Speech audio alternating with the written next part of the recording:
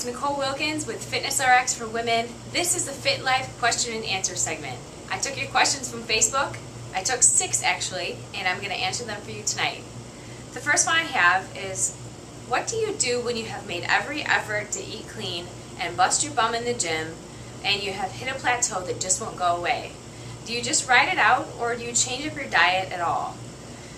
Well, this happens throughout your training from time to time. So what I recommend is writing down what you're eating. You may be eating things that you aren't aware of, snacking between meals or having too large of portions. Maybe you're cheating too much. If you're having glasses of wine every night, maybe that's something you want to cut out.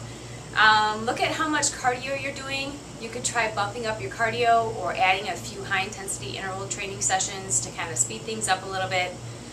Those are probably a couple of the things that I would take a look at, but I change my diet up fairly regularly so that my body doesn't get used to the same thing. So I may increase my calories or decrease my calories depending on my workout or how I'm feeling. So it's always about changing things up so that you don't get stagnant and your body doesn't hit that plateau.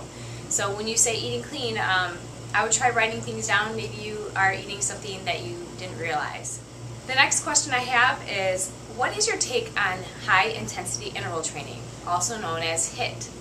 Do you believe it eats away at the muscle, or do you believe it makes your legs bigger?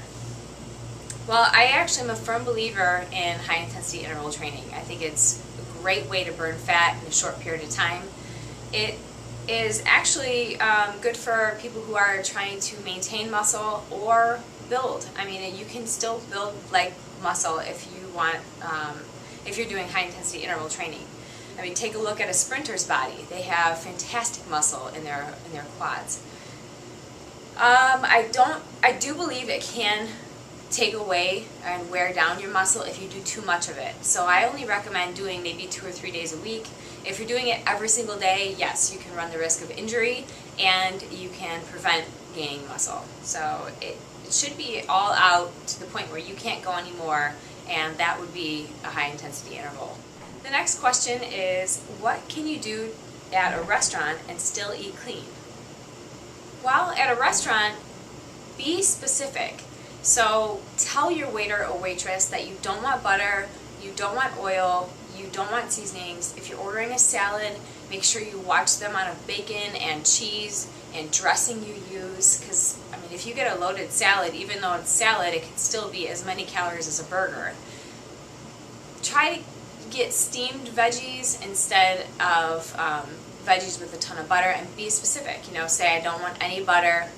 If you're going to get meat, make sure it's not fried, make sure it's grilled or baked, and make sure there's no batter on it. So just be very specific. Tell them exactly what you want, and if they give you a hard time, tell them you have an allergy, and that usually works. The next question I have is, how can I incorporate dirty foods into my healthy lifestyle? Obviously, if I decide to cheat, it should be before 6 p.m., right? Well, it would be unrealistic for me to say you should never have a cheat meal or you should never eat some of the foods that you like. To incorporate it into your healthy lifestyle, moderation is the key. So if it's a slippery slope for you and you have a cheat meal and you want more, if you have sugar or you have a high fatty food and you want more of it, and it leads to a spiraling downward, then maybe it's something that you only want to save for special occasions.